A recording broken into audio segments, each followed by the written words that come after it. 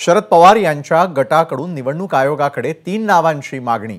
Nationalist Congress party Sharad Pawar, nationalist Congress party Sharadchandra Pawar, nationalist Congress party Sharadrao Pawar.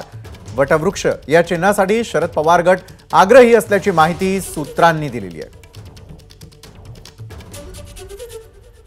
एकंदरीतच या क्षणाची सर्वात मोठी बातमी आपण पाहतोय की राष्ट्रवादी काँग्रेस पक्ष आणि चिन्ह अजित पवार यांच्याकडे गेल्यानंतर शरद पवार गट काय करणार याकडे सगळ्यांचं लक्ष लागलेलं असताना शरद पवार यांच्या गटाकडून आता निवडणूक आयोगाकडे 3 नावांची मागणी करण्यात आली आहे। सोमेश कोलगे आमचे प्रतिनिधी या संदर्भात अधिक माहिती देत आहेत। सोमेश, शरद पवार यांच्या गटाकडून निवडणूक आयोगाकडे 3 नावांची मागणी करण्यात आलेली आहे, काय सविस्तर माहिती द्याल?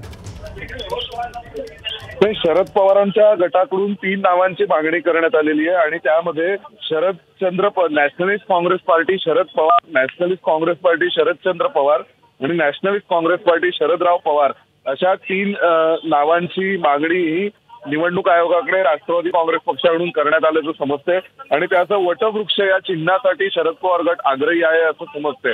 त्यामुळे निवडणूक आयोगाकडून ही 3 नावं आणि वटवृक्ष हे चिन्ह हे आपल्या पक्षासाठी घेण्याचा किंवा शरद पवार गटासाठी असावं यासाठी पवारांचा गट आग्रही असल्याचं कळते आणि त्या अनुषंगाने आता या 3 नावांबाबत मागणी ही निवडणूक आयोगाकडे केल्याचं राष्ट्रवादी काँग्रेस पक्षाच्या वरिष्ठ सूत्रांकडून कळते आणि या 3 नावांमध्ये शरद पवार यांचं नाव आहे, कुठे ते शरदचंद्र पवार म्हणून आहे, कुठे ते शरदराव पवार म्हणून आहे आणि या 3 नावांच्या सुरुवातीला नॅशनलिस्ट काँग्रेस पार्टी जे मूळ राष्ट्रवादी काँग्रेस पक्षाचं यापूर्वी सुद्धा जे नोंदणीकृत नाव होतं निवडणूक आयोगाकडे ते राष्ट्रवादी काँग्रेस पार्टी नसून नॅशनलिस्ट काँग्रेस पार्टी असं होतं।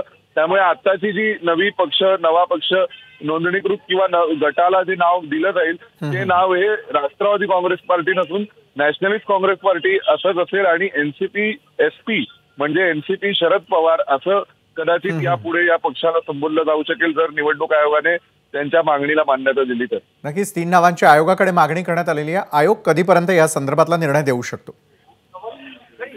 आयोगाकडे आता याविषयीची मागणी करण्यात आलेली आहे। आयोग याबाबत काय निर्णय घेईल हे पाहणं महत्वाचं, कारण आयोगाने जी आजची डेडलाईन सांगितली होती आणि आजचा जो त्यांचा विषय होता तो राज्यसभेच्या एकंदरीत सगळ्या कार्यक्रमाविषयीचा होता।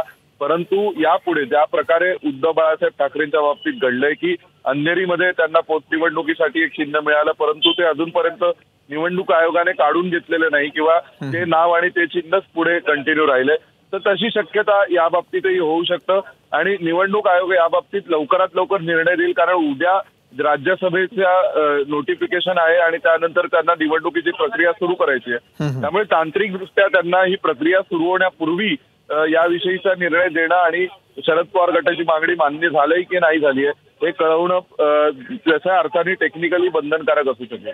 नक्कीच धन्यवाद आपण दिलेल्या सविस्तर माहितीसाठी। तर वटवृक्ष या चिन्हासाठी शरद पवार गट आग्रही असल्याची या क्षणाची सर्वात मोठी बातमी। या संदर्भातले 3 महत्त्वाचे मुद्दे त्यावर एक नजर टाकूयात। नॅशनलिस्ट काँग्रेस पार्टी शरद पवार या नावाची मागणी करण्यात आलेली आहे। त्यानंतर दुसरं नाव nationalist Congress party Sharadchandra Pawar, nationalist Congress party Sharadrao Pawar. ABP Majha, उघडा डोळे बघा नीट।